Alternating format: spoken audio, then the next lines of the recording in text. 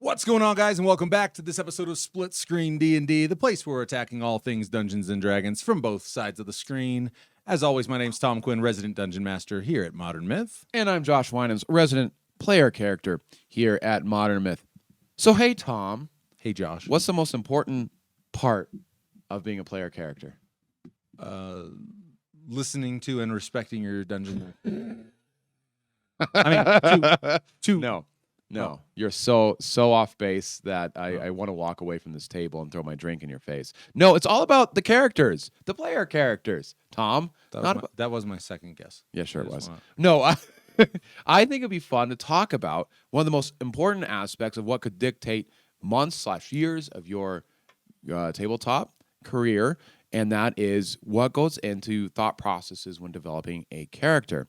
And I thought this would be especially fun because I've gleaned from our years at the table that I am in one camp and you are in another, and those are sometimes fun conversations to have. Yeah. I think again, I think we tend to find more common ground than we expect to when we sit down and have these chats. But I think this is a topic that away from the table we've discussed enough to know that. You know, like it's one of those I agree to disagree kind of a thing. Yeah, like we can build a bridge of respect, but there will be no traversal across it. It's just there for us to go like, we did that. Yeah, and I built my little, and I just yell at you, I'm right, every once in a while. Yeah, occasionally. A crossbow, and you got your little visor on. Yeah, exactly. Yeah, exactly. With it. Let's dive into that. But before we do, all of you guys at home, as usual, you guys are crushing it. For those of you who have not yet jumped onto the subscriber wagon, why not? Give it a shot. Roll with us give us a month. No, give us 1 month. Give us 1 month. 1 month, right? 1 month. I like that. Just give us 1 month. It sounds a little desperate, but you know what? I'm okay with that. Yeah, I'm good with that too. I'm good with that too. No, we have been, as you may have noticed, we've been doing some experimenting here on the channel to check out some new time slots for episode releases. We're just looking at what kind of the logistical things we can be doing to help grow the channel. Looking to you guys, I would love to see on this video, if you're not usually a liker, I admittedly, I'm not great about smashing that like. No. I might finish a video and be like, that was awesome. And then I'm off doing it. And I go like, damn it, I should like that. Right.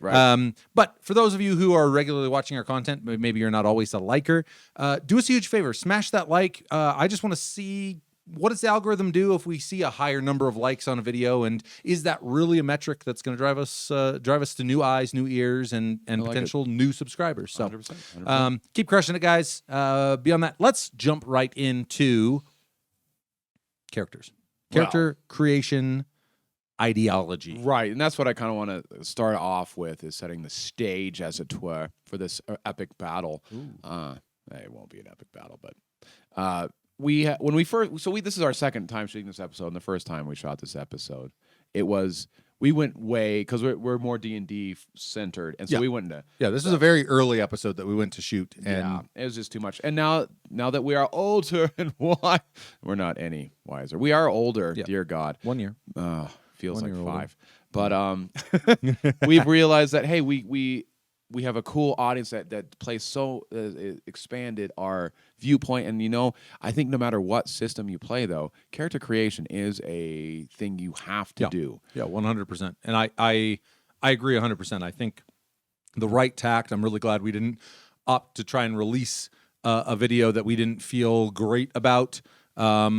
And I think this video will serve as, again, a bit more of a bird's eye view and a bit more ideological examination of why we think so differently about the process, and maybe the pros and cons of those different camps. I'm ready to look at yours and just spit on it. But so let's get on into this, because I'm feisty tonight. He's feeling a little feisty. He's feeling a little feisty. I like it. You got a few extra olives in that. I do. Yeah. That always is a good recipe.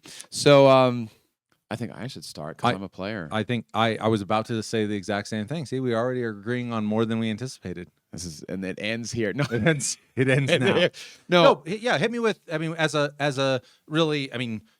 Seeing as part of your job as a player character is to conceptualize and execute on characters. Right. It's a little more, I think, in the player wheelhouse. I think the Mm-hmm. DM is doing to maybe a lesser extent No, 100%. a similar process. But I think there are so many people who are existing in both chairs Mm-hmm. that, like I said, I think I'll be really curious to hear. Are these lines typically drawn between players and DMs? Do DMs tend to fall in one camp? That's We'll find out in the comments, I'm sure. But Yeah, I'm sure. But hit me with a little bit of break down your thought process. Yeah, and that's where I got to say this is my thought processes. There are so many different player types, and if you don't know me from listening to our previous stuff, check it out. But also, I'm more of your mid maxer. I'm more your power gamer. I don't like the term munchkin, but if it shoe fits, wear it. So I like systems and tabletop RPGs that really have a really fleshed out good combat system. So when I design a character, I'm thinking mostly mechanically, and then everything else comes second. I want to be a damage dealer, okay, and then everything else is secondary to that. I know that's and the exact opposite of the way a lot of other players like to do it. They have a character in their mind, like they want to be a cat. I don't know. The cats are popular now, I think. Are you talking about Tabaxi or the name cat? No. There's a lot, and they're like a lot of like woodland creature type. Oh yeah, I think. Yeah. I mean, increasingly. Yeah, Increasingly, yeah. that's I like don't know. We'll see. the We'll new see thing. we'll see what We'll see what they do. Yeah, But yeah. yeah. That's I'm the sure new just a thing. regular cat is coming down the pipeline as a I'd like to play a house as a cat tabby. playable ancestry or whatever terminology they're going I with these know, days. right?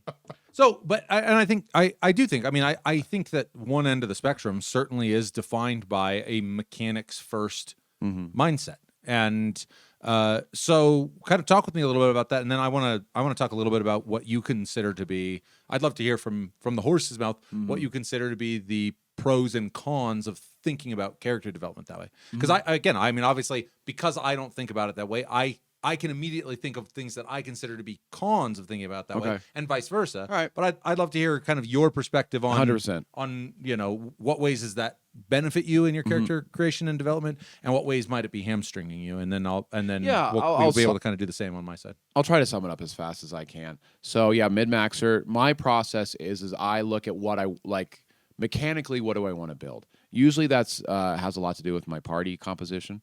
So if we are weak on damage, I'll try to be a damage dealer. Not a lot of range, I'll try to be a range. You're such a team player. You're such a gentleman at the I table. know. Well, I enjoy that. Like I love support classes a lot. So that's kind of where I enjoy. And once I get that decided, it's like, okay, now how can I be the best at that I can be? And I do have the don't break the game. That's kind of a rule I have. Like get close, but don't break it. Okay. So let's say I'm going to use D&D 5e because it's what I'm most familiar with. Would Kel be a fair representation? Is that Kel I don't is. want to put you on the spot, but No. like in terms of, could you walk me a little bit through? Yeah. How did that process go? And again, I'll try to be super fast. Yeah. Our party had a rogue and a wizard. So a damage dealer DPR kind of gal, and a spellcaster. And wizard is such a solid spellcaster. Yeah. I didn't feel any Such need. a versatile. So class, too. our two weaknesses are tank and healer. Paladin is your first thought. Okay. What race? I hate to say it. Can I interject a question there? Yeah. Do you ever feel the sense? Because I even think that selection process. Yeah. Allowing yourself, and I know that you derive some enjoyment. You get your dopamine hit from filling that gap. Mm-hmm. But do you ever feel like what if next campaign what they need is tank and healer? Are you going to feel like why am I always filling instead? Do you know what I mean? Like, so I'm just curious. What It your thoughts are. depends if it's different enough. If I'm playing almost the exact same character again, yeah, I'd be like, dude, I played this character for 3 years. Can we guys do something else? And it usually means that they're kind of doing the same thing as well. Right. And it's also, I'm lucky that I play at the table where I could say those concerns like, hey, can I not be the tank healer? And they'd totally respect it. Right. So, so chose Paladin, chose Variant Human because you get the extra feet. And I wanted a Sentinel Polar Master mix. For those of you who know your D&D 5e, that's potent. Come on, round the whole thing out. My DM is super awesome and lets me use Unearth Arcana, and my fighting style was Tunnel Fighter, which is broke. It is they don't include Tunnel Fighter in the main books. That's the unholy trifecta. It is basically. So it basically lets me bottleneck anything, and I can stop anything. Yep. And it's it's fun. Yeah, but well, and something else I will say is, I mean, this does speak to, actually, I think it actually does. It's very valid in this conversation. I know it's a slight pivot, but from the DM perspective, and this is speaking to DMs and players out there, I do think a kernel in this conversation from the DM side of things does need to be certainly be acknowledging the motivations behind building characters the way that they are. But as a good example, like, we had a not insubstantial conversation about the interaction of those three in the combination. I think we both went into it knowing how potent that was going to be. What I have actually really enjoyed about it is it has challenged me to think about some encounter design a little bit differently. I want to be very, very careful as to not say, you got those, and immediately my job became, how can I negate all of that? I mean, I think take all the enjoyment out. From right. I mean, there's a synergy between the mechanics of that character that really allow you to shine in certain circumstances. But it also meant that by doing that, you've kind of introduced a new challenge to contrast. Because if I just said, well, I'm going to build every encounter like you don't have these abilities at all, well, probably you end up bottlenecking a bunch of stuff, and combat gets predictable and boring. Right, which I wouldn't even enjoy. Right, exactly. Even though you're executing on all cylinders, and so it's become a deal where, in order to provide contrast of, like, now Kel needs to think about this combat differently. Yeah, and you guys didn't end up. I had a cool elven treetop ambush plan for you guys. You guys never ended up going where I was thinking, but it was, a ton of the, like, multi-elevation, a lot of range, a lot of, and I definitely was thinking about how much that was going to challenge the your combat paradigm. Right. So anyways, but I just wanted to throw that out there, that as we're talking about this, even though as DMs, however much or little we are attached to the character creation process, and I would say mechanically, aside from you asking for some leeway with homebrew stuff and things like that, I do my best to not be involved at all on the mechanical side. Yeah. I love being involved on the narrative and that side when you're sorting out why your character is important based on the events of the world. But I really try hard to not have a say. If you say, I want to build this XYZ mechanic, I kind of go like, cool, that's all you. So, but having your finger on the pulse and going, I see what he's doing here.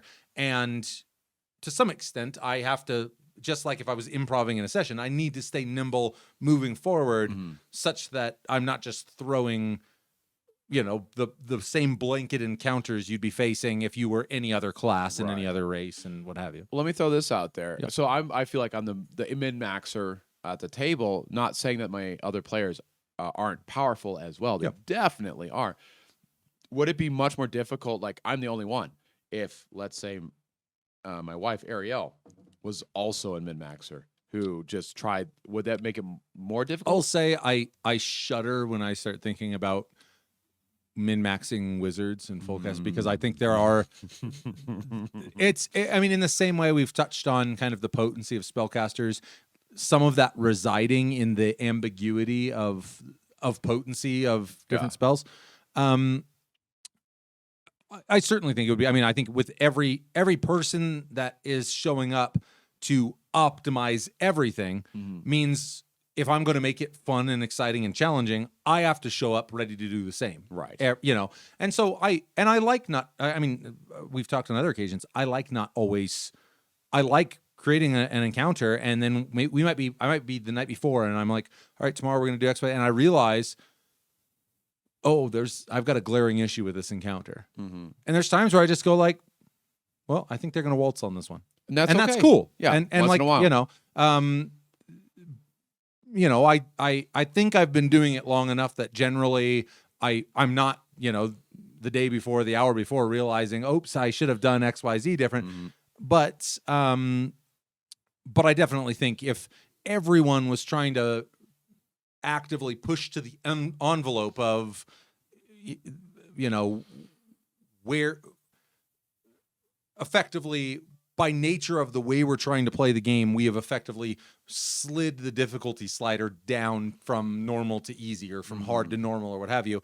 Means, you know, and maybe this is a debatable topic, but as far as I'm concerned, if all of you are showing up to win that session, and that I don't like that language, but you know what I mean, that my job is still to make that win exciting and challenging and maybe even deadly. And if you're all showing up on running on 12 cylinders, it might take a lot more for me to make it exciting and challenging, and it might really take a lot, especially in the 5th edition umbrella, Once to you make get it above level 4. to make it Sorry, to make 5, it deadly. 5. Come on, let's be real too. Sorry, no, but D&D people. But no, I think so. So I think it could introduce some other challenges, and especially I think too, it depends on how much, you know, knowing that you were probably going to be the only one who was really kind of asking for kind of corners being rounded off by way of homebrew and things like that. I'll say I don't know if I would be equally lenient if I knew that every character was coming to me going, you know, can I have the trifecta for my class that is kind of universally acknowledged as very potent? I would have to at least, you know, I could paint myself in a corner where now I have very few options to make interesting and exciting encounters, because you've got this option covered and so-and-so's got this option covered. And now it's like the only way I can really challenge them is if they're all on flying creatures and they're in a hurricane, and you know, it's like then it just becomes a deal where Another hurricane with flying creatures? Dang it. That's our one weakness. You try to jump off the cliff, but you just keep landing on these flying creatures. Roll initiative. No, so yeah, I think you bring up a good point that there's definitely considerations for knowing what ideology each of your players has when they're building their characters, because that will play into, I think, how aggressive or lax your job behind the DM screen is going to be to keep things exciting and challenging. Some people are going to build characters that literally early game type D&D scenarios could be exciting and challenging for them well into, you know, halfway through their character, just by nature of the fact that they didn't build their character to excel in combat or excel in. So even a relatively mundane encounter might represent a different level of excitement and challenge for a character that is fundamentally interested in buying back their farm from the corrupt. Get old Bashy back. So you can begin assigning fetch quests for the fetch quest, the heart and soul of every good. It's a must. It's a must. So keep rolling with that for me a little bit. So yeah. So again, first I figure out what hole I want to plug. Then I figure out the class that would be the very best. Then I figure out one of the best builds. Then I do race and all the abilities. And then after I did all that, after I'm like, okay, now I start to figure out who that character is. After all that, I was like, how would this make sense? Right. And that sometimes is hard. Yeah. Well, and I think it could be acknowledged as that might be one of the challenges of building a character that way, is now you're tasked with how does this all make sense? Right. You know? And I think that is where a lot of my type of builders kind of give up. They're like, it just is what it is. Like, that's just who they are, because that doesn't really interest them. And they just say, this is the character I'm going to be playing. This is the abilities he has. He just was raised in a monastery, and that's what he can do. Yeah. Which is nothing. Actually, monastery raising is a staple. I think there's nothing wrong with being it's raised also in a it's monastery. as classic as fetch quests. I think it's I guess talk with me a little bit about that you just touched on. What are your thoughts on that? What are your? I mean, I think that both of us tend to stand in the camp of like play the game you love, do what you enjoy at the table, so long as it's not totally cramping everyone else's style. Yep. But what are your thoughts on that? Like, what if that is your hard line? Like, I like building the mechanical character. Frankly, I don't even care if he's got a name. I don't care if it, whatever. Yeah. Like, his name's Steve. and you go, Good okay, old cool. Steve. He's Steve now. Steve the first, And just in case he Steve- dies. So we have Steve the second. Naturally. Like, so, I mean, as someone who kind of subscribes to that camp, Yeah. does this isn't the wording that I think this isn't the wording that I prefer here, but does someone who's building their character that way owe it to the rest of the table to invest themselves a little bit into that other space? Or, I mean, and I'm not, that's not a leading question. I think the answer could be no, they don't. Like, if they want to show up with Steve, this race, this class, Who wrecks balls. yeah, who smashes everything in sight Yeah. regardless. I guess the reason I'm asking that is because you might be in perfect company where everyone else at the table is doing that. That's my point. Okay, or you might be the only one who is in that ballpark.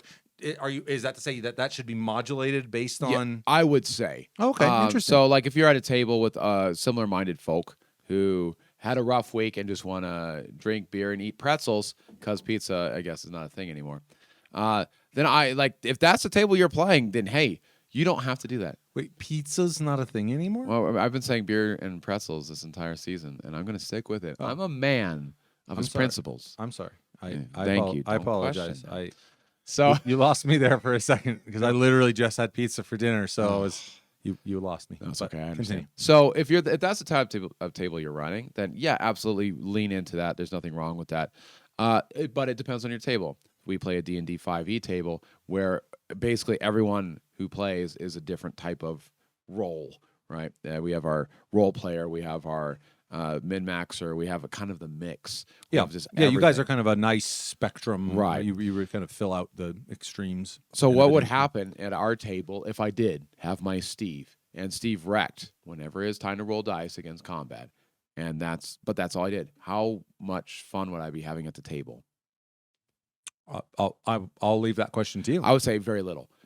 Because in D&D, and it depends on your system you're playing, combat is one of the pillars. You have your exploration and you have your social. So I'd just be sitting there twiddling my thumbs for exploration and social if that's which I'm missing 2/3 of the game because I decided to do Right, that. right. And that's a lot. And my table is very RP heavy. We will often have multiple sessions in a row with no combat. Right. And that's how we roll. And I would be bored out of my mind if I didn't If you have couldn't engage in those skills engage, as well. right? Yeah. And I'm not going to be the spotlight. I'm not, but I want to at least be able to engage, like you said. I love that. Yeah. Just engage. So then I guess my follow-up question then is, what is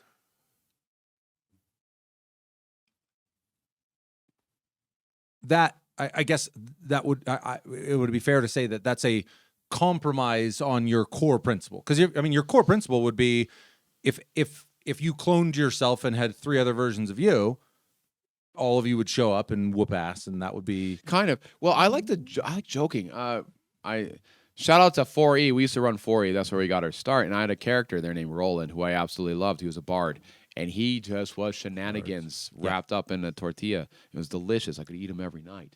That's the kind of character I would play every night. Yeah. A character who just lived for battle, and that's all we did, and just make dick and fart jokes. Yeah. And that would, man, that's what I enjoy. Is just it's blowing off steam. Yeah. That's all I want to do. And so that's the kind of character, but that doesn't work that would not work in the world we have currently in D&D 5. Well, I mean, I think introducing it at this point, yeah, I think interestingly enough, I think this is something we've touched on in prior episodes. I think potentially if you had instantiated another role into this campaign, that's the true. world would have to tolerate that. I mean, And that's or I should true. say, our conversation would have to arise, and we would go. I mean, I don't know that I would have gone like, dude, no, we can't do that. I don't think I've ever told someone like, no, you can't play that, that.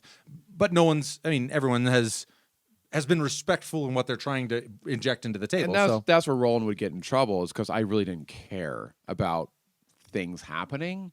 Like, congratulations, you saved the city. Cool. Do I get cool loot? Right. Like, I did not care really about the story. Like maybe like I think Amanda's character was starting to try to evolve. Like I was not into that at Yeah. all. Yeah. Then that was that was just we had a big cross and T whatever, and I'm really good at shapes and geographical figures. What's Plus sign. I don't. You've lost me. Crossroad. Crossroad? Oh, where man, you got me. yeah, man. there we go. So with our current campaign, and I'm not gonna lie, I was influenced by that small little enterprise known as the Critical Role. I know, and I saw what they were able to do. That's It is dangerous. I was like, you know what? Maybe I can give this a shot. So I tried to make Kel more in that. Like I really, really tried, and I have nothing against it. I will say I think I've dabbled too far for my comfort, and I feel like, you know what?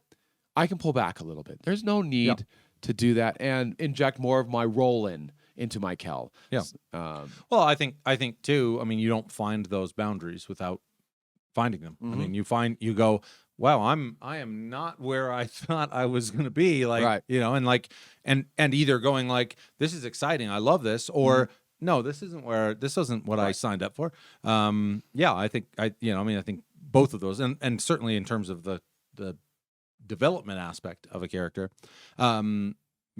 obviously important to know where those lines are, and like again, how much you're willing to exist outside of that box.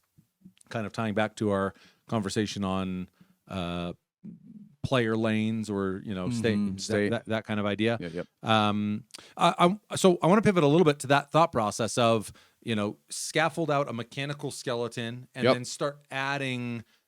I don't know. I think the word narrative it generally can get poorly digested. No, yeah. It can also get misinterpreted. But I'm going to use the term. You've got this mechanical skeleton already scaffolded up, and then you begin adding the skin and muscle and what have you. That really is what narratively ties your character to whatever's going on in the world. Right. Talk with me a little bit about, I mean, what do you see any inherent drawbacks to building that way? I mean, Well, clearly it's your preference to do it that way. Right. So you must consider it better than the alternatives. But for me personally, and I do want to make that clear. Like I'm not such a selfish bleep hole that I'm like, it's my way or the highway. If you don't play my way, you're playing it wrong. Like that's not actually I should start I'm talking. Yeah, I think we maybe have your next character on. Oh, that's not going to get annoying after 3 years. That's going to get annoying after about 3 minutes. But yeah, there are for me. I don't. It's constantly figuring out, and it's also different phases of life as well. Maybe at certain points of my life, I'm like, I want to go more into the narrative side, and more in time of my life where I'm like, no, I just want to, I watch a baby all day long, and I'm working, then I watch a baby. I work and watch a baby. I work and watch a baby. Hey, it's Saturday. I just want to blow off steam. Right. Let's roll some dice. So versus maybe in like 5 years, I have more time, and it's like, okay, I can relax a little bit more. I think it's like 18. I don't even retirement. I don't know. It's never coming. That's what from what I understand. That's what's happening. But so yeah, there are drawbacks, which is a perfect pivot because I've been jibber-jabbing about my personal way, and you disagree. Well, I think what I would pose to you also serves to outline a huge kind of the cornerstone of my thought process is what I consider to be the issue with and it's not even so much with doing thinking mechanical first and thinking. I think my issue actually has to do with like character scope. Okay. Because I think, and correct me if I'm wrong, but when you say I sort out my mechanic, you're not just talking about your mechanic for that level. No, I usually do 1 through 20. Yeah.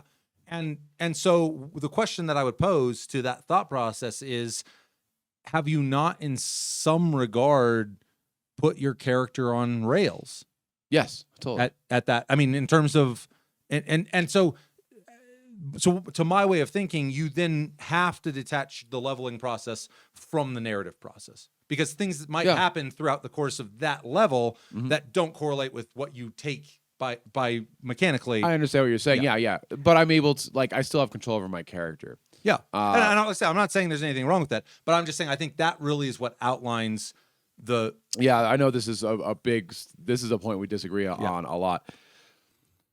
I have an end goal in mind, and not even an end goal. I try to, and it doesn't work because every level I'm excited about something. Mhm. That's not always the case, 100%. Paladin, for example, is very exciting early and dies off. And it's like, okay, what can I do to and then it's like, oh, multi-class, throw in sorcerer. Holy crap, I got a Yeah. monster character. That's because I really look forward to that. So it's like, how can I maximize my enjoyment out of that? As far as like, how do I make that work narratively? I don't feel like it's that hard, especially when you have such freedom to basically change everything. So let's say I start multi-classing in sorcerer. I'm going to the divine sorcerer route for those of you who know your 5e, and that really pairs well with paladin. Right. All I'm saying is I'm getting really strong in my faith, and my, like, just my abilities, but being bolstered by my god is getting really intense. I'm really getting that personal connection with my Right. deity. But you have presumed that something over the course of that level might not have done the exact opposite, might not have fractured your relationship with your deity. Narratively, that could have happened. It could. You would have to force my hand. Well, no, and yeah, 100%. But that's all. I mean, that's the only point that I bring up in Right. the idea of I knowing your see. build path is. Yeah. And Yes, I see what you're saying, but I don't. It doesn't hold well, anything. and the thing is I just don't think that you care that much, and that's totally fine. Like you, I like care more about the level powers than I care about my character going through some personal revelation or right, something like that. right, and I think that really is the crux of our difference, and Yeah. I think that my whereas I mean literally I almost in every facet you could reverse what you have described, and it would be my process. Broadly speaking, I think my process would be talk to the DM to get some idea of presumably they've already given me an idea That's of actually, I the would agree setting. with that as well. That's a very good first step. You should definitely talk to your DM first. That's really smart. Yeah. Well, yeah, but my idea would be get a sense of the setting. At that point, my step one is how do I fit into that world? Yeah, so we're Not- back. We're opposite. Yeah, total opposite. I opposite. mean, literally, why am I relevant to the conflicts that exist in the world? Oh and my God. then I'll begin to express that mechanically. Wow. Yeah. So I mean, it really is. I think it's the total opposite. And Do you think about like powers and how efficient you're going to be, or is that just totally? well, to the exact same point. If I'm sitting at a table, if I'm me and there's three of you at the table, I have to. Or Yeah. or what's going to happen is I'm going to be the one guy who's not performant at the table. So it does come down to a table by table consideration. Right. I'd give it more thought. But if there was a spread of people who ranged everywhere from, your perspective of, optimizing more or less, and thinking about character building in that way, and then everyone in between all the way to my position, I'm happy to carve out the opposite perspective. And I think in big parties too, that it becomes I much think easier. that affords you a lot more when Yeah. you have, if you had 6 people Yeah, at Critical the table, Role can have total. yeah, you you can yeah. have anything you want. But I think so, and I think it's the exact opposite. I mean, the con obviously is that you could absolutely lose a certain amount of character cohesion, character, but mechanical. I mean, and I think the just the trade off is, like I said, I know you like makes your skin crawl, but I would do everything in my power. I know many of the classes pretty well, so it's not like I'd be totally blind, Right. going. But if I was sitting down as a character, I would do everything in my power to not look at anything that my character doesn't currently have access to.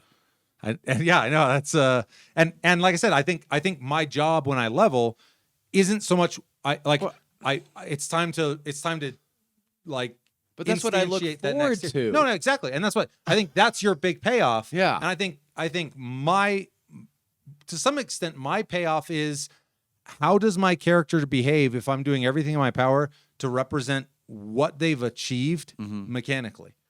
Like I have no idea how they're going to behave by level 5 because I don't know what trials and tribulations they're going to have incurred to get them there. And Okay. and like I said, I mean on paper mechanically, there's no question. Will it be as performant as the character you've created? No. Yeah. I mean, or I would say the stars would have to align in some freakish way that it just so happened that. Right.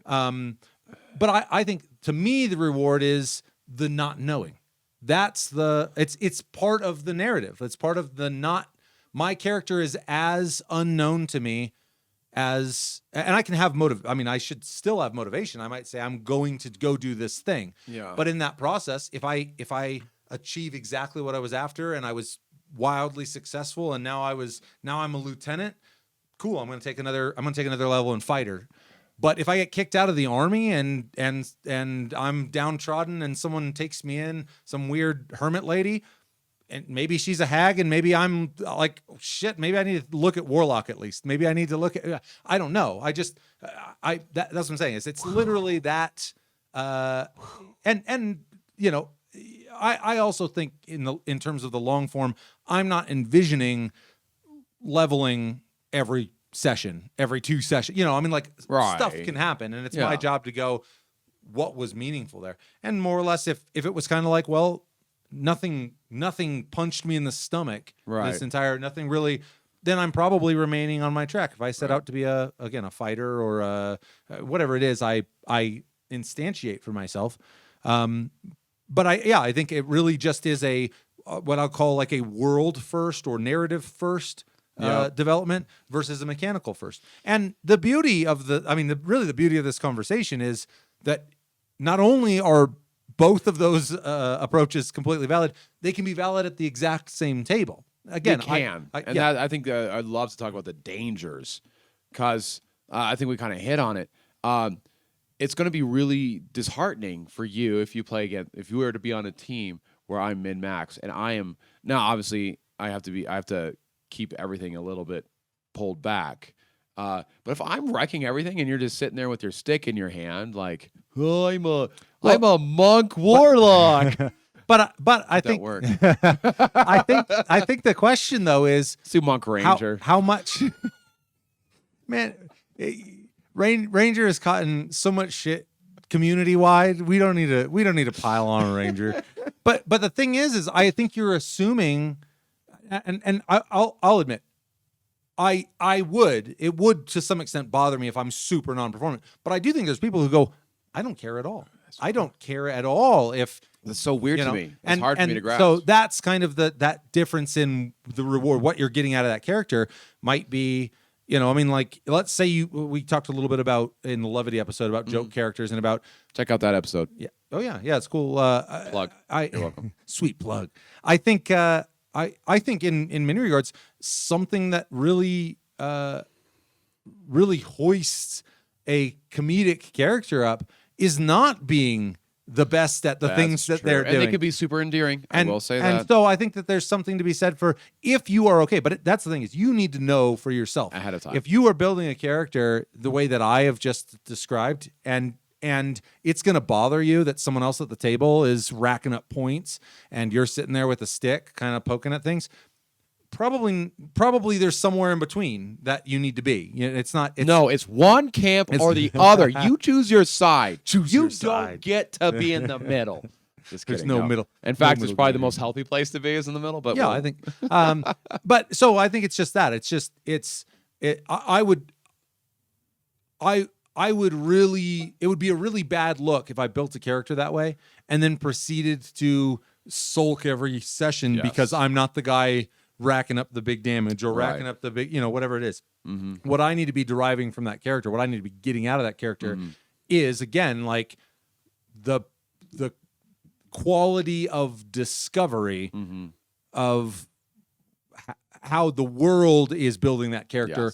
Yes. Honestly, as much or more than I am really in some regard. And what's cool about that, something I will say is your character, as you've described building it, might have a major impact on this character. Like there might, I might, one of my goals over the course of, say, a leveling process, I might go like, wow, like shit is getting real. And if I don't start pulling my weight, I might, and that could be a really interesting RP between a character that now it's translating into the RP space of a character who is built to be a performant warrior, Right. and a character who really truly was built as a peasant in peasant style. I like that. There may be an arc for me to become more I would rather be influenced to be a better person as a character by the actions of those around me than as a player go, I know precisely the caliber of person I want to build from square one. I'd rather be elevated by the excellence of, I guess or lowered into the slums if all you guys do is like spend all your murder time hobos. murder hoboing and brothling and drinking. So Okay, no, I like that. So I'm gonna in the spirit of that, I'm gonna say one of the biggest dangers of min-maxing is that you will start to overshadow your fellow players really fast, and that you'll start to get animosity if you go my route, and where you're like, hey, we need damage dealer, got it. Hey, we need to do a skill, got it. Hey, we need to do social, got it. And all of a sudden, like the bard is like, hey, I'm a bard. Why is my barbarian min-maxer doing the bard that stuff? And I like your idea. It's like, well, what's the solution for that? And I think the solution for the min-maxer is don't min-max yourself, min-max the party. Oh, I like that. So instead of just like, hey, I'm gonna be the if your role is damage dealer, that's the slippery slope because you don't want to overshadow everyone else's damage. But how can I make how do I make the rogue be, if I'm the fighter, how can I make the rogue best set up so that they can do their big damage? Right. Yeah. Ways that you might be able to support through advantage if you're doing fifth edition. Ways you might be able to.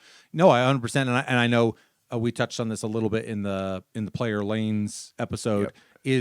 Is really kind of what a blessing it is to play the support because you can kind of no holds barred min max. That's true, and you everyone really loves you. and you really no one ever goes like, man, I wish he wasn't so good at helping healing. me be better Yeah, than I. it's like you don't when you've been hacking at the monster for the last 4 rounds and then someone comes in and rolls 3 crits in one turn and takes the thing's head off. It's kind of like, man, fuck you, dude.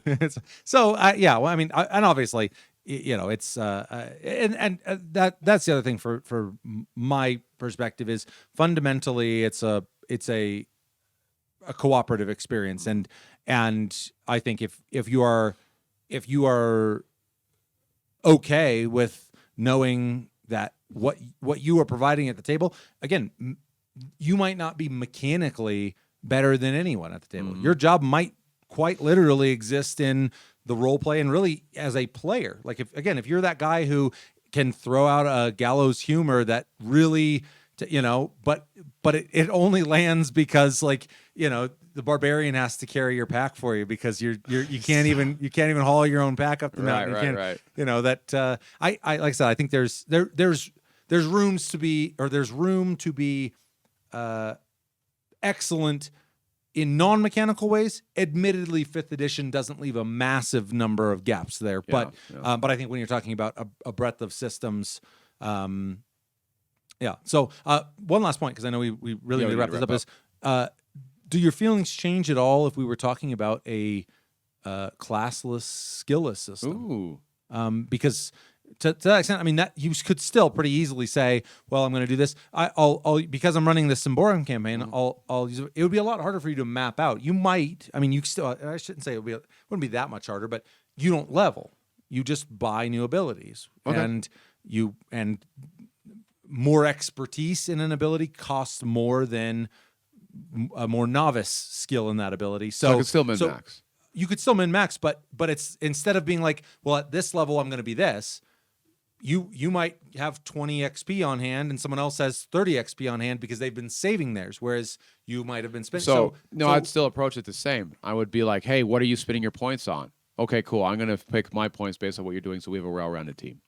But there's no set time for when those points are spent. So these people might not have any idea when they're, like they might, because basically you complete an encounter, okay, you collect your XP, that's just sitting in your wallet. It's basically like gold. you can then spend it anytime you have enough to buy it at any point. You don't need Okay. to wait until you level. You don't need to wait until. Well, again, So- I'd have to say, like, if I was playing with someone else, that they would be going in a direction. Yeah. You'd then have an I'd be idea able of kind of the archetype. And that then they're I'd figure out moving the towards. other direction to go, and then I'd make sure that if there's like a hole that needs to be plugged, I could plug the hole, and then really, yeah. So no, it wouldn't change. Okay. I was just curious because obviously when you're talking about the leveled space, you have kind of options or prescriptions on a per level basis. It's Right. pretty easy to say that's the one I want for that level. That's Right. the thing I want for this level. This is when I'm going to dip into XYZ. Yeah. And you don't have that same structure, I guess Yeah. you could say. So No, I still find, yeah, it does. I'm a big old video gamer, and every single time I play any video game, I do the same thing. Anytime I play any TPRPG, I do the same thing. This is just who I am. just how you roll it. Accept me, Tom. I fully accept it. I've been accepting it for so many years. Actually. No, you've been actually super awesome as a DM. I have to say, give you credit. So yeah, cool. Any finishing thoughts here? I mean, I just love to round it out to hear from everyone at home with regard to, what's your take? I have to imagine that I think that we do sort of help define the boundaries, but if we could be totally wrong, there might be someone who's like, "Are you kidding me? That's middle of the road. I'm way over Oh, here." that would be fun to hear about. But I'd love to hear, like when you're approaching your next character, when you're approaching, and to the same extent for DMs, how much, how synonymous for DMs out there is your process when you're conceptualizing your NPCs? Do you go through the complete battery of character creation? Do you scaffold them out and wait to see when they become important? Now maybe I start adding some of the flesh on, maybe. So I'd just be curious, player and DM alike, how are you guys, how is your ideology about creating characters? What's influenced it, and what do you consider to be the pros and cons of your own individual approaches? I like that. Got anything else? No, I think that sums it up really well. Hey, want to just take this out classic style? Take it out classic style. Hey, all you wonderful people out there. I'm empty. Oh, well, actually, I am too. It's been a good episode. The world is yours.